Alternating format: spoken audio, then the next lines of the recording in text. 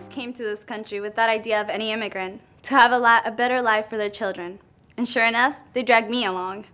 I came to this country when I was 10 years old, not knowing English. Well, maybe not so. I mean, I knew how to say, hi! Shoe?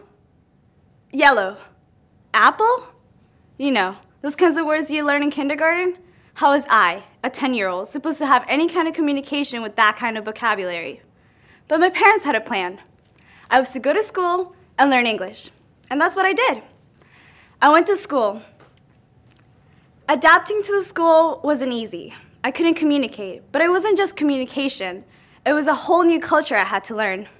I remember this one time I went to school, not wearing what the cool kids were wearing, you know, a t-shirt and jeans. No, I was wearing navy tights, a sailor shirt, and pigtails. I could remember standing outside the classroom waiting for the teacher to come, and there was me in one corner, the cool girls on the other side, pointing and laughing at me. But little by little, I began to pick up words, and I was able to actually form sentences. I began to communicate, and I got two friends, Leah and Gal. No longer was I sitting at lunch by myself, but I was able to actually sit down, talk to them, and be happy. I felt like I belonged. I wasn't isolated. I wasn't shy anymore. I could come out of my shell.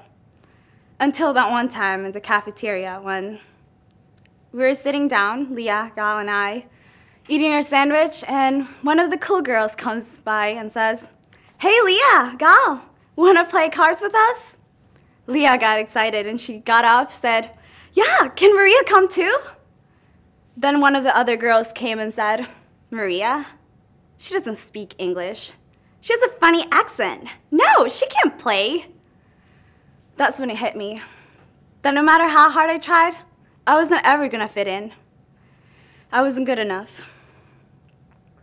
6 years later, I went to high school, Palm Harbor University High School, a whole new world, filled with diversity. People who were Hindus, Jews, Catholics, Asians, Black, Hispanics, all come together in one clump.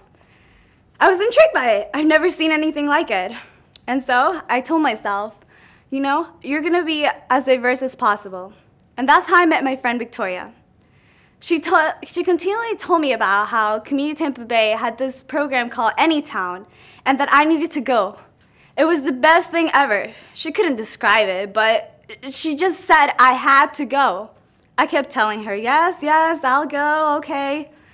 It wasn't until sophomore year when a multicultural club, they mentioned it again. And then I realized, well, maybe I should go to Anytown. And so that summer, I did. Being at Anytown was a little scary at first. I didn't know anybody. I was in a room full of strangers who were as diverse as I, but I didn't know nothing about them. And so I sat there quietly by myself, eager to find out what other people did and about their different cultures and religions. And I soon became more comfortable with myself. It was such an inclusive environment, and I was able to come out of my shell again. Later, a particular activity at Anytown really changed my life. We were put in a situation where I didn't necessarily stand for what they were saying. I wanted to say something. I knew it was wrong, but I couldn't say anything. I was scared. My counselors told me that if I stand up and say anything, they would get in trouble, and I didn't want to get them in trouble. So I sat there. Even though my heart and my gut were telling me to say something, that this was wrong, that I should stop it, I just sat there, powerless. As I was sitting there, I had a reminder of a recent incident that happened with my parents a couple of months ago. I'd recently joined a group called Interfaith Alliance, which we promoted pluralism. My parents came up to me one time and told me that they were really concerned that the issues that I was dealing with were too controversial and that they didn't want to mess with the law.